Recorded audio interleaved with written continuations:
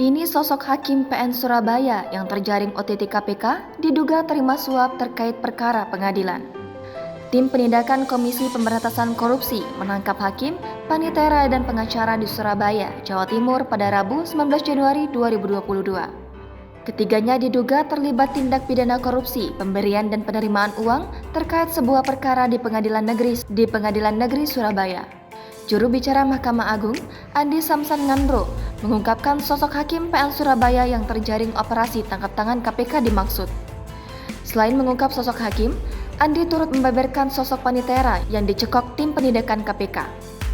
Menurut Ketua PN Surabaya, dikatakan Andi penangkapan ini baru diketahui pagi tadi ketika KPK datang ke PN Surabaya dan langsung menyegel ruang hakim. Setelah menyegel, lanjut Andi tim KPK bergegas pergi. Komisi Pemberantasan Korupsi menginformasikan ada penambahan pihak yang diamankan dalam giat operasi tangkap tangan di Surabaya, Jawa Timur pada Rabu, 19 Januari 2022. Sosok tersebut berprofesi sebagai hakim di Pengadilan Negeri Surabaya. Dalam kegiatan tangkap tangan tersebut, sejauh ini KPK mengamankan 3 orang.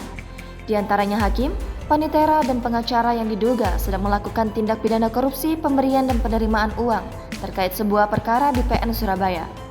Ali belum dapat menyampaikan lebih jauh mengenai perkara yang menjadi bancakan penitera dan pengacara tersebut. Tim penindak KPK saat ini sedang memeriksa intensif para pihak yang dibekuk. Jangan lupa subscribe, share, komen, dan like ya!